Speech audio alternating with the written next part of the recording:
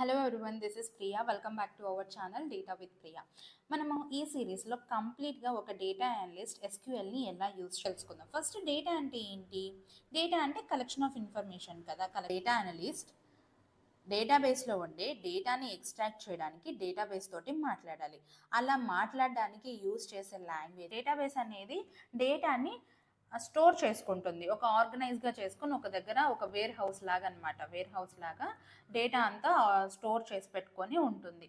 But ఇక్కడ ఇన్ని SQL generate అవుతుంటే దేన్ని ఫస్ట్ ఎగ్జిక్యూట్ చేయాలి? ఓకేనా, దేన్ని ఫస్ట్ ఎగ్జిక్యూట్ చేయాలి అంటే ప్రయారిటీ లిస్ట్ దేనికి ఇవ్వాలి, అండ్ విచ్ వన్ సెక్యూర్, ఏది సాఫ్ట్వేర్, దానికోసం మనం ఒక సాఫ్ట్వేర్ యూజ్ చేయాలి, దాన్ని DBMS అంటాం.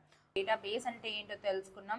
ఎస్క్యూఎల్ సర్వర్ డెఫినిషన్ కాకుండా దాని కంప్లీట్ మీనింగ్ అనేది కంప్లీట్గా ఈ వీడియో చూసినట్టు మీకు అర్థమైంది అని అనుకుంటే మన వీడియోని లైక్ చేసి సబ్స్క్రైబ్ చేసుకోండి.